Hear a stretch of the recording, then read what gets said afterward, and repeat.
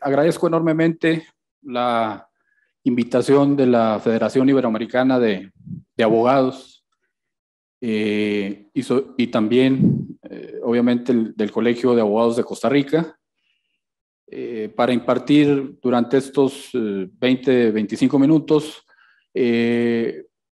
los retos que implican el derecho familiar en la actualidad, ¿sí? Sobre todo hablando particularmente de nuestro país, México, y luego los siguientes 25 30 minutos es un honor compartir con autoridades judiciales de Costa Rica, de Chile y de México una mesa de derecho comparado acerca de lo que es el derecho de familia. Yo quisiera destacar como primer punto relevante del derecho familiar lo que propuse en mi tesis doctoral, que es propiamente la emancipación del derecho de familia o la autonomía del derecho de familia del Código Civil. Y me congratula señalar esta autonomía, puesto que afortunadamente con los contactos que hemos tenido con las autoridades judiciales y legislativas de Costa Rica, e incluso de Cuba, e incluso de Colombia, por destacar algunos otros países de América Latina, nos encontramos que afortunadamente Costa Rica camina hacia una autonomía legislativa en el derecho familiar del Código Civil, lo que realmente en México ha funcionado bastante. Yo tuve la fortuna de trabajar en algunos estados de la República, principalmente el estado que a mí me enorgullece, que es Coahuila, en la creación de la Ley para la Familia, del Código de Procedimientos Familiares. Ya ha funcionado bastante bien esta implementación de la separación del derecho familiar del Código Civil como uno de los principales retos que tiene esta materia. Vamos, si el tiempo nos alcanza a justificar la autonomía o la emancipación de la materia, por recordar algunas cuestiones culturales,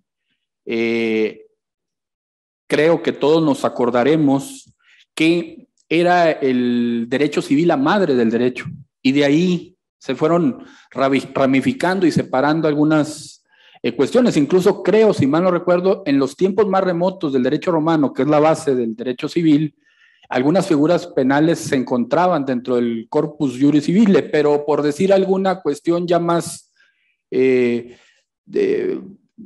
palpable, en algún momento existió el contrato operarius, que después dio la autonomía al derecho laboral, e incluso el derecho agrario se emancipa también recientemente como normas en México o materias del derecho social. Hablo particularmente del derecho al trabajo y del derecho o laboral y agrario, que allá le denominamos materias de derecho social, que se emanciparon también de las normas del Código Civil y tienen ciertas semejanzas. Sin embargo, considero que es importante ir de la mano junto, por ejemplo, con Costa Rica, que tiene su código de familia, Colombia, que tiene no un código de familia, pero por ejemplo ha creado, como igual en Costa Rica, un código para la niñez y la adolescencia. Costa Rica tiene su código para la niñez y la adolescencia que regula todos los aspectos familiares, y en forma paralela una ley para adolescentes que regularía los aspectos penales, ¿sí? Entonces, en realidad vemos una efervescencia a nivel continental de una separación del derecho familiar del derecho civil. ¿Qué justifica que el derecho de familia sea una rama autónoma o independiente? ¿O cuáles son los aspectos torales de la materia que tenemos que tener en cuenta? Que quien aduce que los que litigamos el derecho familiar no necesitamos estar muy actualizados, ¿Por qué hay la suplencia en la deficiencia de la queja? Creo que esta idea es errónea. Con este nuevo derecho familiar nos implica estar más actualizados porque hay una tendencia a la constitucionalización de la materia. Desde que los diversos países como México y los países centroamericanos y sudamericanos adoptaron reformas constitucionales en tema de derechos humanos, que la de nosotros fue en el 2011, hubo un parteaguas en la visión del derecho, que veníamos observando un positivismo puro, aquella pirámide kelseniana que marcaba la Constitución por encima de todas las leyes, y caminamos a lo que algunos autores, como Miguel Carbonell en México, han denominado el neoconstitucionalismo. Y este camino al neoconstitucionalismo nos trae como consecuencia que veamos un derecho familiar constitucionalizado, porque después de esa reforma, afortunadamente, y por primera vez en nuestra Constitución, en México, en el 2011, se implementó el derecho, famoso interés superior de la niñez. Y con el interés superior de la niñez, y sobre todo con el artículo 1 de la Constitución en México, muy adminiculado al 133, la obligatoriedad de todas las autoridades judiciales, administrativas, fiscales, hablo de fiscalías, perdón, legislativas, de observar ese bloque internacional de derecho y de observar todas las convenciones relacionadas con la materia,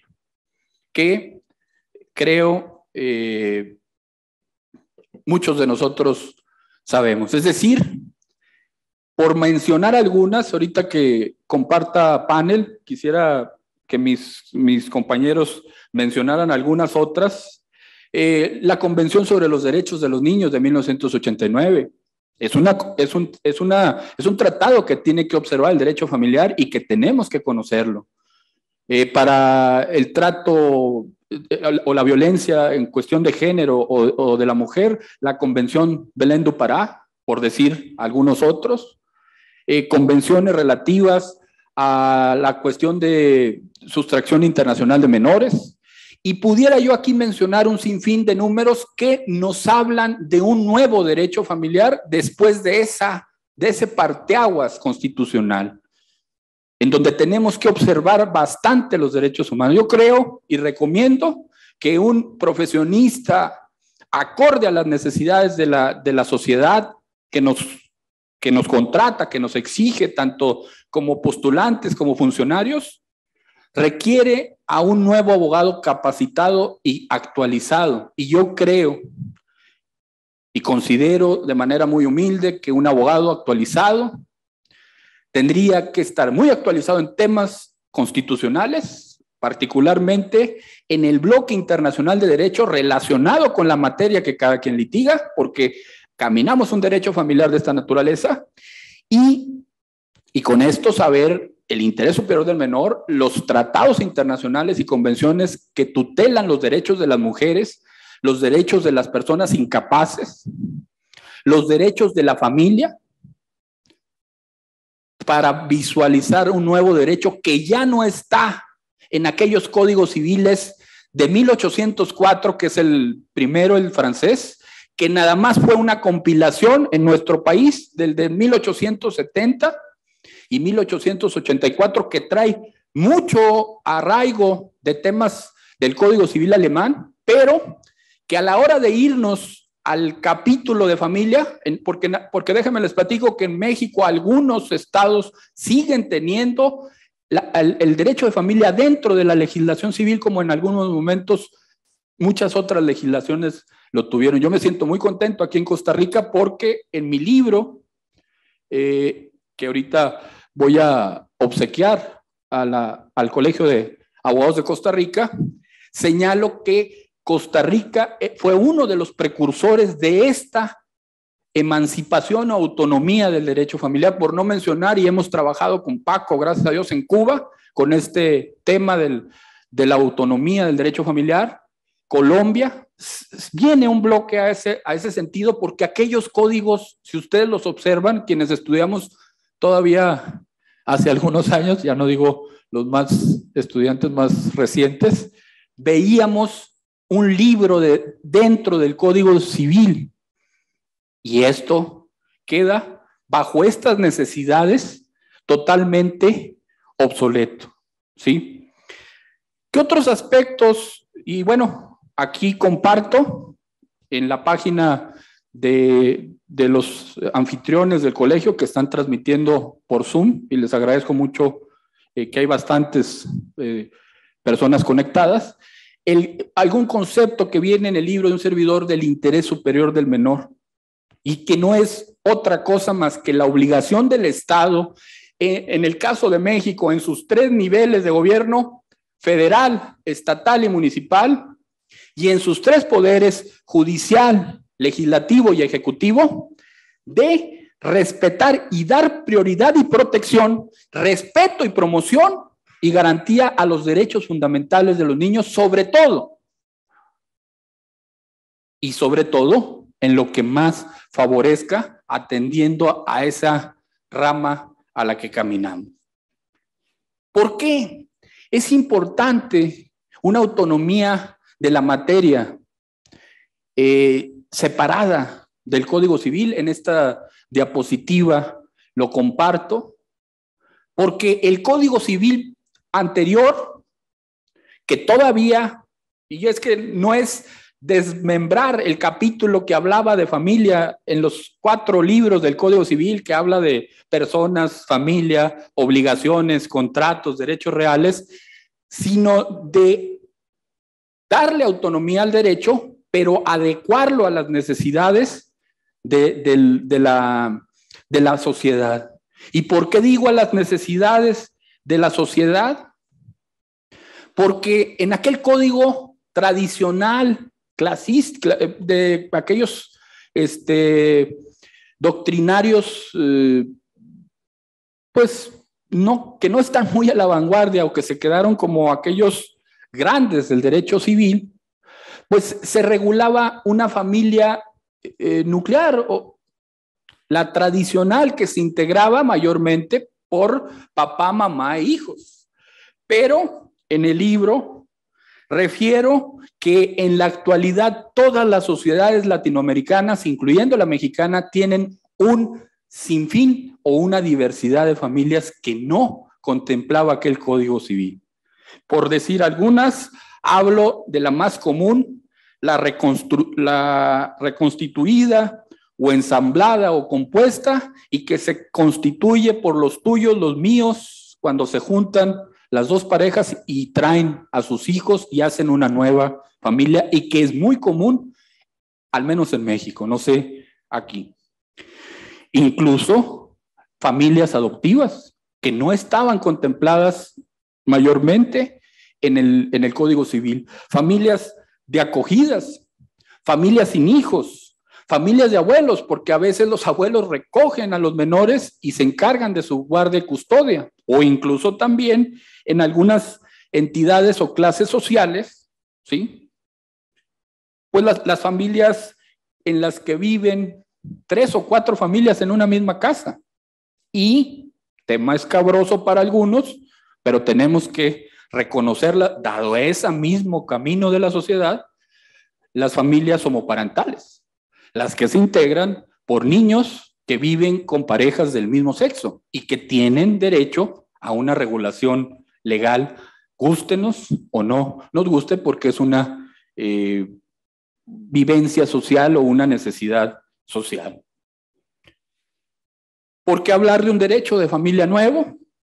Porque hablar del matrimonio igualitario era un tema que no contemplaba el Código Civil anterior, y que incluso en el libro de un servidor yo hago una crítica que a su vez es criticada, porque en nuestro país este derecho se le empezó a otorgar a las personas que se unían de mismo sexo, 2 hombres, 2 mujeres, y que necesitaban, y con justa razón, la protección del Estado para una pensión, para una herencia, para cualquier cuestión de regulación jurídica, a la cual inició bajo el nombre de convivencia social, y creo que en la Ciudad de México, no se acuerda cómo se llamaba, licenciada, en Coahuila era pacto civil, y en México convivencia social. Bajo esa denominación se empezó a regular el Estado,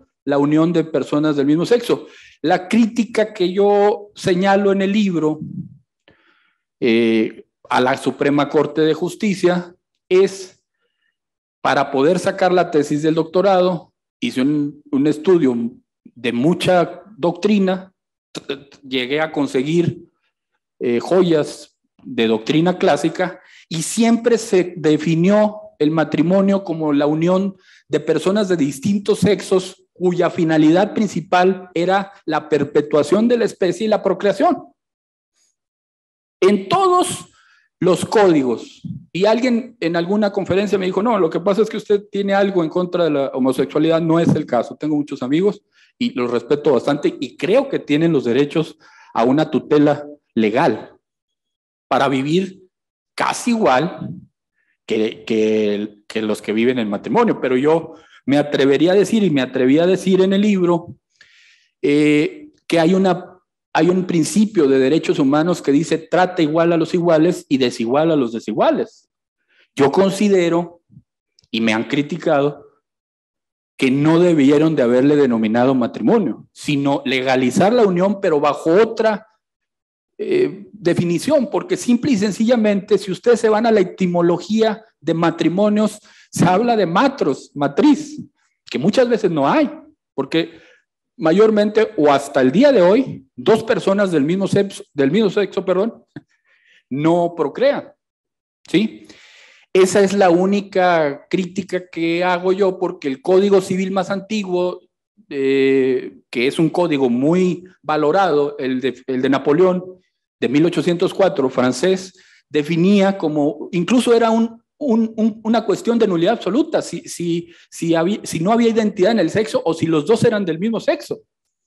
Y luego, si nos remontamos al derecho canónico, me quiero meter en Honduras, ¿verdad? También siempre se habla de ese aspecto. De ahí la crítica de que sí deben de tener un derecho reconocido para igualarlo en su totalidad, pero a mi consideración debieron denominarle bajo una denominación distinta. La Corte ya dijo que no se desconceptualiza la denominación para pues darle en la torre a mi opinión. Por otro lado, y no menos importante, es la adopción de menores por parejas homoparentales, que tampoco está legislado en el Código Civil y que tampoco está legislado en muchas legislaciones que se han quedado retrógradas ante el avance de estas cuestiones. Yo no es por presumir, pero en Coahuila, bueno, y es que participé ahí, en Coahuila tenemos muy avanzada o muy a la par de la sociedad la legislación, porque está regulado el matrimonio homoparental, que significa que la ventaja es que el litigante no tiene, o quien necesita la figura no tiene que acudir a otro estado, ¿sí? O a la jurisprudencia, ¿sí? Para utilizar estas figuras de las que comento yo, el derecho familiar tenemos que tener bastante a la par o al avance, ¿sí? Por otro lado, y no menos importante, también es señalar que ya los organizadores, nada más 5 minutos, haz la primera llamada.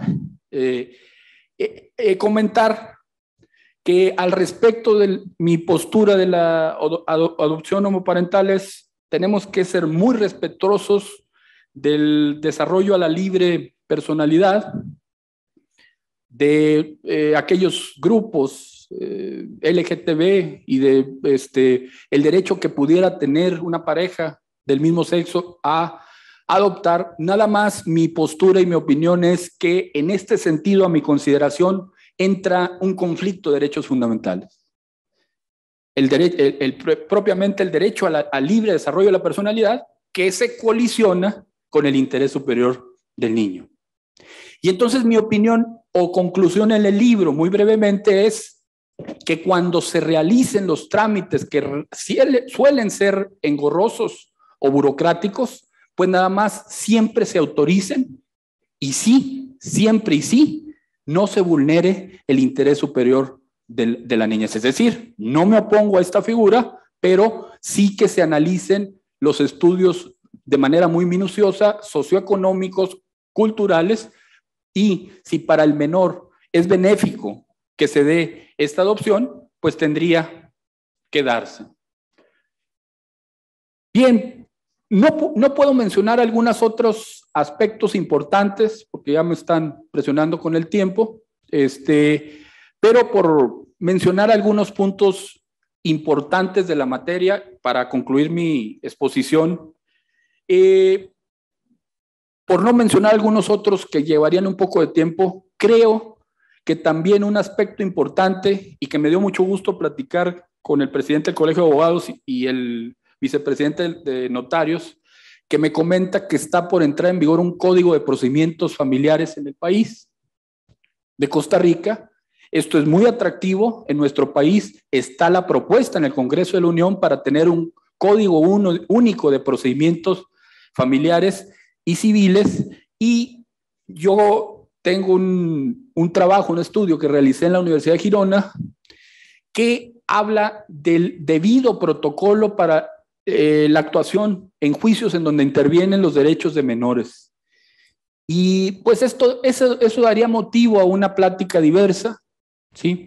Pero me dio mucho gusto en la mañana, al estar en la Suprema Corte de Justicia y luego brincarnos a los juzgados civiles, familiares y penales, ver lo que nos está faltando allá en México. Salas Hegel y lúdicas para recibir la escucha del menor en temas muy delicados en los que intervienen cuando hay cuestiones de delitos sexuales, cuando hay cuestiones de delitos sexuales que además implican la pérdida de la patria potestad, y o a veces incluso, y no por menospreciar, cuando se ventila o se litiga un tema de guardia y custodia, patria potestad, es importante que se escuche al menor, pero que se escuche al menor observando el protocolo, y creo que en eso muchos países estamos en pañales. Yo procuraré proponer en México lo que están haciendo ustedes, porque resulta sumamente importante. Pues no quiero dejar de hablar, pero ya lo tendré que hacer. Gracias. Bueno, muchísimas gracias. Primero, agradecer la invitación a la FIA, Federación Internacional de Abogados. Para mí es un honor estar acá y compartir un poquito lo que es el derecho familiar costarricense. Más que todo, lo que quería indicarles o exponerles es un poquito cómo ha sido el devenir histórico del derecho de familia costarricense desde un momento de la historia para atrás y desde un momento de la historia para adelante, que en definitiva podemos decir que es como el punto de partida a la evolución y el desarrollo costarricense. Lo primero que tenemos que decir es que incluso mi colega ya lo indicó y mi exposición va muy por ahí, es que sí, en efecto, podemos decir que el fundamento constitucional del derecho de familia parte de lo que nosotros denominamos el principio protector. ¿Principio protector qué es? En los estados sociales de derecho siempre tenemos una norma que nos va a proteger a la familia y a ciertos grupos vulnerables. En el caso de Costa Rica, tenemos esa norma en el artículo 51. Yo no sé si puedo ir pasando la presentación o la van pasando, no sé cómo. Ah, bueno, creo que aquí está con esto. ¿Qué va a hacer para mover? No. Ok. Ahí estamos. Ok, entonces les decía, nosotros tenemos un principio protector, les reitero, es el fundamento constitucional del derecho de familia costarricense e indica que la familia como elemento natural y fundamento de la sociedad tiene derecho a la protección del Estado. Igualmente tendrán derecho a esa protección la madre, el niño, la niña, las personas adultos mayores y las personas con discapacidad. Esto no es exclusivo de Costa Rica, porque si nosotros nos vamos a las diferentes constituciones de Latinoamérica, todas o la mayoría de las constituciones van a tener este principio de una u otra forma, según el tipo de gobierno que sea o el tipo de ideología, siempre va a estar esto. Ahí lo vamos viendo, Constitución Argentina, Bolivia, Chile, Colombia, Ecuador, Paraguay, Venezuela, México, etcétera, etcétera. Y no solo eso. Si nos vamos un poquito más allá, las mismas convenciones de derechos humanos van a tener este principio protector de la familia y de una serie de grupos vulnerables. A manera de ejemplo, y como tenemos corto el tiempo, Declaración Universal de los Derechos Humanos, Declaración Americana de los Derechos Humanos y Deberes del Hombre, la Convención Americana de Derechos Humanos o el Pacto de San José, etcétera, etcétera. Bueno, ahí están en la convención. ¿Qué pasa en Costa Rica con respecto a esto? Bueno, en Costa Rica tenemos estos ámbitos de protección en materia familiar y lo más importante, nosotros tenemos el principio protector o el fundamento constitucional del derecho familiar costarricense a partir de 1949, cuando tenemos una constitución que deviene de una revolución como tal. A partir de ese momento, es donde yo puedo decir, aquí hay un antes y un después del derecho familiar costarricense. ¿Por qué? Porque entonces vamos a tener esa protección a la familia interpretada la familia en sentido amplio, no limitada a lo que es la familia matrimonial, y ya lo ha dicho la Sala Constitucional en cuanto a eso. Pero bueno, ¿qué pasaba antes de 1949? Tuvimos dos codificaciones, una de 1841, que era el Código General, el Código de Carrillo, con unas discriminaciones horrorosas en su momento. En materia de filiación se hablaba de hijos naturales, se hablaba de hijos incestuosos, de hijos sacrílegos, se calificaba a los menores en relación a su filiación.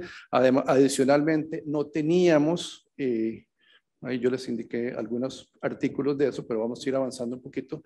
No teníamos en ese momento, por la misma influencia de la Iglesia Católica, no teníamos la posibilidad de un divorcio que disolviera el vínculo matrimonial. La única causa de disolución era la muerte, y habían unas normas horrorosas, como decir que la esposa le debía obediencia al marido. Okay. Después de ahí brincamos a 1888, que es con el Código Civil, y el Código Civil es un código de avanzada en muchos aspectos. Por primera vez tenemos el divorcio vincular, en el sentido de que disuelve el vínculo matrimonial, tenemos distribución de bienes, tenemos capacidad e igualdad jurídica de las mujeres, pero suave, un momentito, tenemos discriminaciones horrorosas también. O sea, si ustedes ven ahí, en las causales de divorcio tenemos el adulterio de la mujer, pero no del hombre. El adulterio del hombre era la causa de divorcio del hombre era por concubinato escandaloso. Entonces, avanzamos, pero no tantísimo, ¿verdad? Yo diría que el parteaguas, como les decía, es en 1949, cuando la Constitución se promulga, y a partir de ahí se establece el principio protector, la igualdad entre hombres, mujeres y cónyuges, la igualdad de los hijos y el derecho a toda persona a saber quiénes son sus padres, que podemos decir es un ámbito constitucional muy importante, y de ahí viene el desarrollo siguiente y la evolución del derecho de familia costarricense, que se puede decir ahí arranca como tal. Importantísimo esto, y creo que lo mencionaba también el colega. ¿Cuál fue, después del principio protector o de esa Constitución de 1949, la situación? Bueno, vamos en una dirección a independizar el derecho de familia del derecho civil. Y Costa Rica, como ustedes lo ven ahí, es el segundo país latinoamericano en tener un código de familia de fondo totalmente independiente al derecho civil. El primero fue Bolivia, posteriormente Cuba en 1975, y ya que mencionamos y que estamos con personas de México, que yo los quiero mucho porque yo estudié un año en México también, me encontré un antecedente histórico importante respecto a esa situación del desmembramiento del derecho de familia, del derecho civil, y es la Ley sobre Relaciones Familiares del 9 de abril de 1917. Venustiano Carranza desliga y separa el derecho civil del derecho familiar, sí, el derecho familiar del derecho civil. Yo no sé si esto se mantuvo o no se mantuvo, ustedes me cuentan, pero es un antecedente importante. Lo que quería reiterar es, en Costa Rica desde 1974 tenemos esto, la ley 5476 es el Código de Familia actual, derecho de fondo, y está vigente. Obviamente, en 1974 a la fecha, la evolución ha sido abismal, acelerada, etcétera, etcétera, pero es el mismo código que hemos tenido. Pero simplemente quería indicar además de eso, el hecho de tener un código de familia no es lo único, porque hay dos cuestiones adicionales. Primero, en aquel momento, cuando se da en el 74 el código, tenemos dos cuestiones que son pasos atrás. Uno, no tenemos jueces de familia. Los que aplican el código son los jueces civiles en aquel momento. Y además tenemos la legislación procesal de aquel momento, la legislación procesal civil. O sea, teníamos que evolucionar con respecto a esto. Y entonces, evolucionamos, pero ahorita les voy a contar por qué. Después de ahí, como les indicaba, ese código de familia evoluciona con reformas muy importantes, y podemos enumerar las reformas por diferentes vías: la reforma legislativa, la reforma de la Sala Constitucional, que ha sido también muy importante en ese desarrollo del derecho de familia. Y a manera de ejemplo, les cito aquí algunas reformas muy importantes: eliminación de la pérdida de gananciales por culpabilidad en la causal de divorcio. En el 95, la incorporación del título de la unión de hecho, que no lo teníamos. La ley de paternidad responsable en el 2001 se incorpora además en el 2019, y esto es una situación muy importante, una causal muy interesante de divorcio que se llama la incompatibilidad de caracteres. La incompatibilidad de caracteres en su momento se creó como si fuera, pareciera legislativamente, como traer el divorcio unilateral a Costa Rica, pero a mí me parece que no, y se quedó muy corto, y lo incorporaron como una nueva causal. Y por último, se elimina la posibilidad con la ley de relaciones impropias de que una persona menor de edad se pueda casar. Digamos, son reformas importantes. Tenemos además leyes específicas: violencia doméstica, ley de pensiones alimentarias, código de niñez y de la adolescencia, y lo que mencionábamos de esa constitucionalización e internacionalización del derecho de familia que nosotros aplicamos, y es pan de todos los días en el juzgado y en el tribunal donde yo estoy, las sustracciones internacionales, las adopciones internacionales, que son aplicación pura de los convenios de adopción internacional de la Haya y de sustracción internacional de menores también. Además, como les decía, tenemos unos aspectos muy interesantes que no han sido por reforma legislativa, sino por votos de la Sala Constitucional, y votos muy importantes y muy trascendentes. ¿Cuáles son los que se pueden citar? Bueno, nosotros tenemos el matrimonio de personas del mismo sexo por una inconstitucionalidad decretada por la Sala Constitucional del artículo 14, inciso 6, que establecía como un matrimonio imposible el de personas del mismo sexo. La Sala lo declara inconstitucional, y a partir del 2018 es que tenemos la posibilidad, o se tiene la posibilidad, del matrimonio entre personas del mismo sexo. Además, tenemos lo referente a la unión de hecho, que todavía estamos ahí como en el aire, si se puede o no se puede, porque la Sala no fue como tan tajante con el matrimonio y dijo, le corresponde a la Asamblea Legislativa legislar lo referente a las uniones de hecho de personas del mismo sexo. Entonces todavía estamos a ver si tiene que haber un pronunciamiento de la Asamblea Legislativa, o interpretando una serie de normas y convenios, sí podríamos. Les cuento que por lo menos nosotros todavía no hemos tenido un caso de este tipo, ¿verdad? Tenemos otras cuestiones importantes, lo que mencionábamos. Estamos a octubre de este año que vamos a estrenar un código procesal de familia sustentado en oralidad. ¿Qué significa eso? Todos los procesos se van a resolver en una sola audiencia con los principios de inmediación, de identidad física del juzgador, etcétera, etcétera, y se va a tener la resolución en ese momento. Hay que tener cautela con estos procesos. Pareciera que es muy bueno, pero si no inyectamos personal, si no inyectamos jueces, el problema es que vamos a tener audiencias a 1, a 2 o a 3 años, y en materia de familia, ese es un problema grandísimo, las horas niño, el tiempo niño, etcétera, etcétera. Vamos a ver, yo espero que vaya a funcionar bien, pero en estos momentos de crisis económica, de que no hay plazas, no hay dinero para plazas, no sé, vamos a ver cómo funciona, porque las demás cosas sí pueden ser variadas legislativamente, porque sí, el código tendrá algunos errores ahí que hay que subsanar y que se han visto después de la promulgación. Dos cositas importantes, aparte, yo no sé cómo estoy de tiempo, pero bueno, aquí voy como corriendo, pero bueno. Uno, a raíz de la situación del COVID, es muy interesante porque nos tuvimos que reinventar en muchas cosas, y una de las cosas es las audiencias virtuales. Nosotros en la Corte se extendió un protocolo de realización de las audiencias virtuales que tiene que seguirse y se implementó. Les doy mi opinión y aquí no me quito, porque yo sé que el interés institucional era que se mantengan y que se hagan las audiencias virtuales. A mí me parece que en materia de familia eso no es tan importante. Obviamente en razón de la situación del COVID, sí, pero una vez que salgamos de esto, que creo que ya estamos saliendo, yo diría que tenemos que volver. A uno, en una audiencia X de abandono presencial, le puede cambiar el panorama completamente a una audiencia virtual. Entonces, reitero, yo no soy del criterio, no estoy muy de acuerdo en las audiencias virtuales, pero bueno, sí hemos hecho, etcétera, etcétera. Y por último, muy interesante porque cuando la Sala Constitucional declara inconstitucional el artículo que prohibía el matrimonio entre personas del mismo sexo, dice, bueno, la Asamblea Legislativa tiene 18 meses para resolver, no para resolver si era constitucional o no, sino para resolver las cuestiones conexas.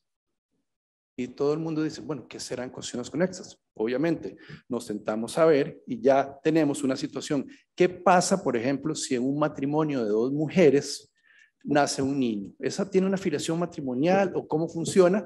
No se legisló. ¿Qué pasó? Tuvo que venir un acta del registro civil del Tribunal Supremo de Elecciones a explicar cómo se iba a aplicar esa presunción de filiación matrimonial en el caso de un matrimonio de 2 mujeres.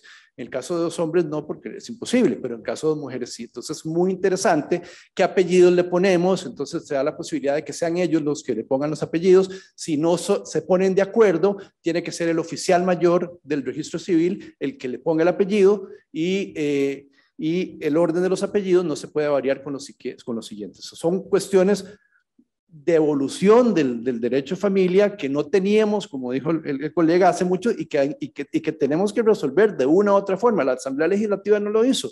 El Tribunal Supremo de Elecciones emite una directriz, bueno, para inscripción de los menores en este sentido. Nada más, tal vez para recalcar unas cuestiones adicionales, antes de terminar, como le decíamos, tenemos 2 problemas cuando tenemos un código de fondo. El primero, la legislación a aplicar. Ya nosotros tenemos un código procesal de familia que va a entrar en octubre de este año. Vamos a ver cómo funciona. Y segundo, una jurisdicción especializada. Nosotros ya no tenemos la dependencia de los jueces civiles. Tenemos una jurisdicción totalmente especializada en donde de acuerdo a la pretensión en materia familiar, de acuerdo a eso, va a estar el juez competente. Reitero, tenemos juzgados de pensiones alimentarias, juzgados de familia, juzgados especiales o específicos de violencia doméstica que otorgan medidas de protección, juzgados de niñez y adolescencia, un tribunal de apelaciones especializados único para todo el país, que es donde yo soy juez coordinador de ese tribunal, y tenemos una sala segunda, que es la sala segunda de la Corte, que es la que ve los recursos de casación en materia de familia, aparte de otras materias, pero digamos sí tiene la materia de familia. Reiterar, los que quisieran que yo se los pueda enviar, por lo menos digitalmente, yo les puedo facilitar una copia del Código Procesal de Familia, que es la ley 9747, se aprobó en su momento y iba a entrar en vigencia en el 2020, sin embargo una ley dispuso que se da una prórroga de 2 años adicionales. Creo que ya no vamos a tener más prórrogas y yo creo que vamos de lleno para octubre a ver cómo nos va, pero bueno, lo que significa esto es que sí podemos decir que tenemos una autonomía absoluta del derecho de familia, tanto en derecho de fondo como en derecho procesal. Coordinador del Tribunal de Familia del Poder Judicial de Costa Rica. A continuación, la maestra Juana Ruth Alvarado Rivera, presidente de la FIA en la ciudad de Irapuato, Guanajuato. ¿Qué medidas administrativas implementa el Poder Judicial del Estado de Guanajuato durante la pandemia, pospandemia, para los juzgados especializados en materia familiar? Hasta por 3 minutos, por favor. Gracias, buenas tardes. Pues bueno, para ser breve y a efecto de poder compartir con ustedes lo que se ha implementado en México y específicamente en el estado de Guanajuato, dada la contingencia que se ha vivido a nivel mundial y dado el gravoso atraso que se tiene, bueno, que se empezó a tener en la justicia y más tan importante como es la justicia familiar, el Poder Judicial del Estado de Guanajuato decidió implementar cuestiones, bueno, hacer uso de medios tecnológicos virtuales y hay un catálogo de audiencias que sí se pueden llevar de forma virtual, donde no hay como tal una contienda y que se sigan observando los principios que tutelan nuestro proceso oral familiar, contenidos en el artículo 775 del Código Procesal Civil para el Estado de Guanajuato. Estas audiencias son divorcio sin expresión de causa, divorcio por mutuo consentimiento, allanamiento o bien aceptación y protesta del cargo de peritos. También se implementó la presentación de promoción en línea, esto es para que no acudieran al propio juzgado, se hace la presentación desde cada usuario que debe tener un buzón electrónico, así como una suscripción remota con una firma, una certificación de firma y puedan enviar su promoción vía electrónica, el juzgado la recibe y la glosa al expediente. También tenemos conciliación virtual. Eso ha dado que lo que se privilegia es poder llegar a un convenio las partes de forma directa, ellos que conocen la verdadera problemática y puedan solucionar su conflicto y alejarnos un poco de formalismos, entonces hemos dado pauta a la conciliación virtual. También tenemos hay dependencias que definitivamente cerraron, como fue Comisión Nacional Bancaria de Valores, tema muy importante para cuestión de pensiones, y Poder Judicial del Estado de Guanajuato creó una unidad concentradora. Todos los partidos judiciales a nivel estado envían los oficios a esa unidad concentradora. La unidad concentradora los dirige a lo que es la Comisión Nacional Bancaria de Valores, porque también teníamos varios expedientes ahí atorados por esa situación de que no teníamos la información. Y bien, además contamos con la implementación de, como nuestro sistema es mixto, hay una parte postulatoria, la otra parte es oral, la videograbación, llevaban su DVD y a efecto de que no fueran un día a llevar su DVD para poder grabar la audiencia, luego otro día ir por el DVD para tener su propio disco, se implementó la impresión de código QR. Entonces, con la impresión de código QR hay una aplicación que entran, descargan el logo del Poder Judicial del Estado de Guanajuato y le dan al lector como si fuera cuando van a algún restaurante. Entonces, al momento que ustedes llegan ahí al área de atención al público, piden su audiencia en formato código QR, se les expide y ya salen con su hoja para poderla visualizar las veces que sea necesario. Gracias, maestra Ruth. Doctora Jael Abigail Gajardo, vicepresidenta de la FIA en República de Santiago de Chile. matrimonio igualitario en Chile y cuál fue el contexto social que motivó a la aprobación del matrimonio igualitario en Chile. Tendrá efectos respectivos dentro de la filiación homoparental. Hasta por 4 minutos. Bueno, primero comentarles que la aprobación del matrimonio igualitario en Chile ha sido muy reciente, a pesar de que se promulgó, o al menos se presentó este proyecto en el primer periodo de Michelle Bachelet en el año 2008. Sin embargo, no fue posible llevarlo a cabo y para tranquilizar un poco las demandas de la minoría se aprobó un acuerdo de unión civil que asimila los efectos jurídicos del matrimonio, pero evidentemente no era la misma institución. Es por esto que en el año 2019 coge más fuerza esta exigencia en el denominado coloquialmente estallido social en el año 2019, como ya dije, en el mes de octubre. ¿Qué sucedió? En el gobierno de Sebastián Piñera fue la misma ciudadanía quien salió a las calles a protestar y a marchar por exigir una vida digna y calidad en sus derechos. Y dentro de estas protestas estaba la petición de la aprobación del matrimonio igualitario en Chile. Por lo tanto, ¿cómo nosotros ahora, o qué se hizo en este gobierno para poder acceder a estas peticiones? El mismo pueblo fue el que pidió que nuestra constitución actual sea derogada. ¿Por qué? Porque la constitución actual vigente en Chile es la del año 1980, en donde ocurrió este gobierno del periodo militar, por lo tanto, se cuestiona la legalidad del origen de la misma constitución. Es en este sentido que además de que se reconoce actualmente el derecho de la familia, tal como nosotros lo sabemos, se pide que además se regularice especialmente lo que va a ser el matrimonio igualitario en Chile. Por lo tanto, para calmar nuevamente estas protestas, es que el presidente Sebastián Piñera nos aprueba un acuerdo por la paz social y nueva constitución, en donde nos señala que Chile va a entrar a un nuevo proceso constituyente para una nueva redacción de la constitución política de la República de Chile. Y además, al finalizar su periodo, recientemente este año, previo a eso, se aprueba la nueva ley de igualdad del matrimonio igualitario en Chile. Respecto a los efectos jurídicos, brevemente me gustaría comentar un caso en donde una pareja del mismo sexo se dirigió al registro civil a solicitar la inscripción de mellizos que había tenido una de las madres, eran 2 mujeres, sin embargo el registro civil no accedió, ya que en esa fecha, que fue el año 2019, todavía no se encontraba en vigencia la ley de matrimonio igualitario en Chile.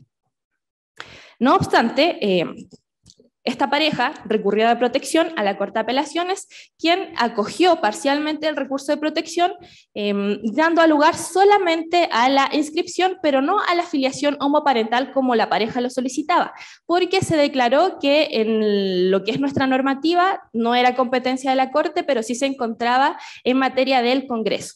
Y hoy a la actualidad ya lo tenemos regulado, como dije, entrando en vigencia desde el año pasado y recientemente desde el 10 de marzo del año 2022, las parejas del mismo sexo pueden solicitar una hora al registro civil para contraer matrimonio y además pasar por todos estos procesos que dicen relación con la inscripción. Gracias, doctora. Maestra Ruth, ¿cuáles son las funciones del jefe de la unidad de causas y gestión en los juzgados especializados en materia familiar en el estado de Guanajuato y su principal atribución en el tribunal? Hasta por 2 minutos. Gracias. Gracias, qué amable. Pues bien, tomando en consideración la estructura que lleva un juzgado familiar en el estado de Guanajuato, donde la primera figura es el juez, luego se encuentra el jefe de unidad de causa y gestión, secretario de acuerdos, secretarios proyectistas y los oficiales. Y como bien el juez tiene la gran responsabilidad de aplicar, proteger y tutelar, necesitaba una figura que en Guanajuato ha dado muy buen resultado, que era una persona que se encargara de toda la parte organizacional, administrativa, y el juez se enfocara únicamente en la parte jurisdiccional. Por ello se creó el jefe de unidad de causa y gestión, que se encarga del flujo de expedientes, que es en el archivo para el préstamo de expedientes, las demandas iniciales, el turnado aleatorio que se da, porque un juzgado especializado en materia familiar tiene varios jueces, cada uno con su jurisdicción independiente, pero por ejemplo en Irapuato son 7 jueces. Se encarga también de la coordinación con mediadores y conciliadores, se encarga del agendamiento de los 7 jueces para efecto de llevar un control de cada audiencia, que sea presencial o virtual, así como poder asignar la psicóloga cuando sea necesaria la escucha de menores. En próximos meses se va a contar con cámara GESEL. Irapuato va a ser el municipio de Guanajuato pionero en la implementación de cámara GESEL. Entonces ya aún no tenemos experiencia, ya después les estaremos compartiendo.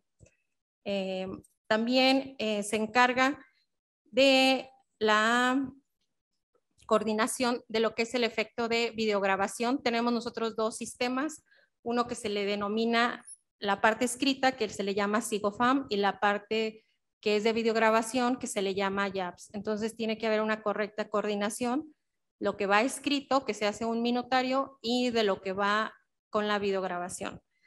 Y todo lo relacionado en permisos y cuestiones laborales de forma inmediata entre el personal y lo que es el consejo. También se encarga del mantenimiento de las instalaciones y coordinación y para proveer el material que se necesita en los juzgados. También del control de personas que ingresan a sala y de los niños que van a escucha y a entrevista. Así como el flujo de digitalización de constancias, ya que tenemos un expediente virtual y el expediente físico, tanto lo virtual como lo físico debe de coincidir. Y todo esto es para llegar al juez de todas las herramientas administrativas y ellos se enfoquen específicamente en una justicia pronta y expedita. Gracias, maestra. Doctor Jesús Mendoza, vicepresidente regional Zona Norte de FIA en República Mexicana. ¿Qué nos puede comentar de la compensación pecuniaria? Por favor, brevemente, hasta por 2 minutos. Gracias, Francisco. Pues este también es un tema nuevo en el derecho de familia en México. De manera muy breve, en los códigos civiles anteriores o en el derecho familiar anterior, los regímenes patrimoniales sobre los que se contraía matrimonio era por sociedad conyugal, o comúnmente llamado bienes mancomunados, y por separación de bienes, y por lo tanto a la hora de liquidar la sociedad, posterior a un divorcio, se liquidaba sociedad conyugal 50-50 de lo que se hubiera adquirido durante la vigencia del matrimonio, sin contar esto lo que obtuvieran por herencia o antes o por cuestiones del azar, juegos de la fortuna y eso. Y anteriormente el régimen de separación de personas, de separación de bienes, perdón, hacía que al terminar el matrimonio a través de la figura del divorcio, cada quien se quedara con los bienes que se habían adquirido. Sin embargo, nuestro país trae de novedad muy relevante esta figura que se denomina compensación pecuniaria, que es la solicitud que hace el cónyuge, que puede ser hombre o mujer, que durante el matrimonio, primeramente tendrían que estar por separación de bienes, puede pedir hasta un 50% de los bienes que se hayan adquirido durante la vigencia del matrimonio, siempre y cuando acredite que se dedicó a las labores del hogar y al cuidado de los hijos y que esa actividad le restó un costo de oportunidades que sí realizó el otro y que ese costo de oportunidades disminuido trae como consecuencia a la hora de terminar el divorcio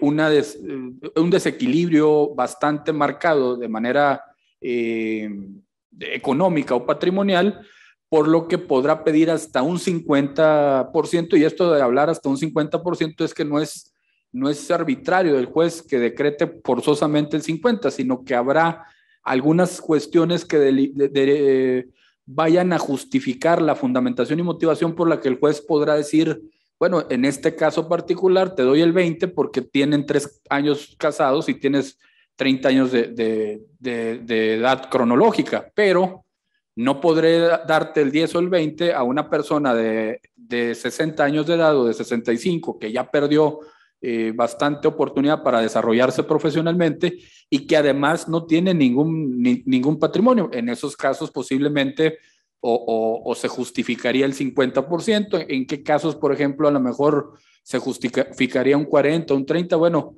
durante la vigencia del matrimonio hiciste doble jornada, porque también eso lo ha reconocido la Corte. Además de trabajar en las labores del hogar y el cuidado de los hijos, saliste a desarrollarte como mujer profesionalmente, pero eso no te quita la oportunidad de exigir esta prestación, ¿sí? Nada más que a lo mejor no te otorgo el 50 porque por esa misma cuestión pudiste adquirir algunos bienes, pero no se asemejan a los que adquiere la otra persona que es acreedora de ese tema. Gracias. Gracias, doctor. Juez coordinador del Tribunal de Familia del Poder Judicial de Costa Rica. Sus conclusiones, por favor, hasta por 2 minutos, un antes y un después del principio protector del derecho familiar en Costa Rica. Gracias. Ya que estaba mencionando esto de la compensación económica, nosotros tuvimos una reforma reciente del 2019 en donde se, digamos, visualiza ese trabajo doméstico de la persona que se queda en la casa. Y les voy a leer lo que dice. El cónyuge que desempeña exclusivamente en una mayor proporción que el otro el trabajo doméstico no remunerado en el hogar y al cuidado de los hijos e hijas o familiares dependientes tendrá derecho a que dichas labores se estimen como una contribución económica al sostenimiento del hogar en la proporción correspondiente. Precisamente no teníamos una norma de estas y cuando se daba una situación de un divorcio, uno de los alegatos del hombre, por así decirlo, es que ella nunca colaboró con un centavo, no hay colaboración, entonces no son bienes gananciales. Entonces, obviamente ese argumento nunca, a pesar de tampoco de que no existía la reforma, tampoco se establecía, porque la cooperación no significa cuestión monetaria, sino en otros aspectos. Pero reiterar nada más que estamos con una norma del 2019 en donde ya se visualiza esta cuestión. No, las conclusiones básicamente sí, es una evolución constante del derecho de familia a partir, como les digo, del 1949. Esa autonomía del derecho de familia costarricense ya la estamos viendo en casi que en un todo. Faltarán muchos aspectos por regular lo de la unión de hecho entre personas del mismo sexo, la situación de la filiación en materia de matrimonio entre personas del mismo sexo, etcétera, etcétera, pero creo que vamos por buen camino. O sea, obviamente creo que el derecho de familia evoluciona más rápido de lo que lo podemos regular, entonces tenemos que ir haciendo interpretaciones de convenios, etcétera, para estar a la altura de esa velocidad de la evolución del derecho de familia. Pero reitero que considero que sí hemos ido evolucionando, tenemos un derecho especializado, juzgados especializados, un código procesal que va a venir reciente y vamos a ver, pero bueno, en eso estamos y es una materia apasionante el derecho de familia y sobre todo en materia de niñez también, que son muchos los casos que nos llegan. Muchas gracias. Gracias, juez Alexis Vargas Soto. Doctora Jaela Abigail Gajardo, vicepresidenta de la FIA en República de Santiago de Chile, hasta por 2 minutos. ¿Cuáles son las modificaciones que se introdujeron con la nueva ley de matrimonio igualitario en Santiago de Chile? Bueno, actualmente la Constitución Política de la República de Chile, a pesar de que nos encontramos en el proceso constituyente, sigue vigente la de 1980 y en el capítulo de las bases fundamentales de la República de Chile, en su artículo 1, inciso 2, nos señala que la familia es el núcleo fundamental de la sociedad y es el deber del Estado darle protección y propender a su fortalecimiento. Sin embargo, al ser un concepto tan amplio, no nos define lo que significa familia, siendo decisión de quien interpreta la norma cuál va a ser el concepto de familia. No obstante, al ser este concepto amplio, nos acepta tácitamente no solamente la familia constituida entre un hombre y una mujer, sino que además nos acepta otro tipo de familias. Y es en este sentido que la ley de matrimonio igualitario en Chile entra ahora en juego y nos trae algunas modificaciones que a continuación voy a señalar. Primero, se modificará el lenguaje de la institución, dándole un carácter igualitario, superando la distinción sexual de los miembros de la unión matrimonial y reemplaza los términos como el marido y la mujer por el de cónyuge y la de cónyuge. Y además se elimina lo que va a ser el término padre, sino que ahora se va a utilizar el de progenitores. Además, se especifica que el matrimonio, tal como lo dijo el doctor Jesús previamente, que se especifica que el matrimonio es un contrato ya no entre un hombre y una mujer, sino que entre dos personas. No se especifica del mismo sexo, no, pero ya se señala que solamente es entre dos personas. Y finalmente se elimina la condicionante de que sea un matrimonio entre un hombre y una mujer para que se reconozca uno celebrado en el extranjero. Y para terminar, quiero destacar que todas estas modificaciones se van a realizar principalmente en el Código Civil. Gracias, agradezco a las y los ponentes nacionales e internacionales. Agradezco obviamente a todos los presentes y continuamos con el siguiente conversatorio. Antes que se dio por concluido este conversatorio, hasta por 30 segundos pueden despedirse y dar agradecimientos obviamente a todos y a todas que están viendo este conversatorio de la Federación Iberoamericana de Abogados Costa Rica 2022.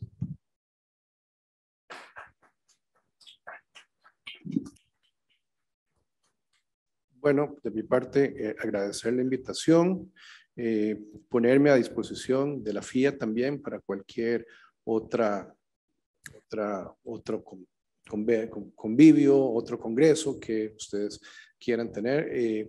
Las puertas también del tribunal están abiertas para jurisprudencia, para cualquier doctrina, para cualquier, como les decía, hasta para el Código Procesal de Familia, para que ustedes lo vayan poniendo. Ahí en algún momento compartiremos ya experiencias de cómo va caminando a partir de octubre esa nueva legislación, y reiterarle las gracias y mucho gusto conocerlos a todos. Agradecer enormemente la invitación y la participación de todos ustedes que nos abonan en demasía a cada estado, a cada participación a nuestro propio actuar, desde ambas trincheras, de lo que es el abogado postulante y los que nos toca estar del otro lado, que es por parte del Poder Judicial. Muchas gracias por su hospitalidad, su amabilidad, y es un honor estar aquí con ustedes. Gracias.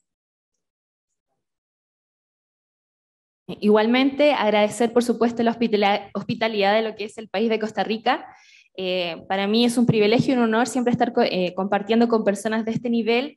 Es evidente que soy la más joven dentro del grupo, así que para mí es un orgullo compartir y poder aprender de cada uno, que compartir igual la experiencia que tiene cada uno, principalmente ahora del derecho de familia.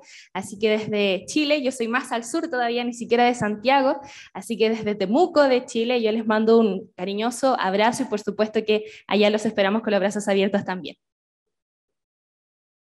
Muchas gracias. Agradezco nuevamente a la Federación Iberoamericana de Abogados, a su presidente Francisco Morales, al Colegio de Abogados y Abogadas de Costa Rica, la oportunidad que me dan de compartir estos minutos con un gran experto, el juez coordinador nacional de materia familiar, el doctor Alexis Vargas. Le agradezco mucho compartir sus conocimientos y la cierta igualdad que hay entre el derecho familiar de Costa Rica y de México, y igualmente a la maestra Juan Ruth Alvarado, quien nos comparte el desarrollo del derecho familiar tanto en materia procesal como sustancial en Guanajuato, y por supuesto que muy agradecido también de compartir con la maestra Yael Gallardo de Chile. Gracias a todos.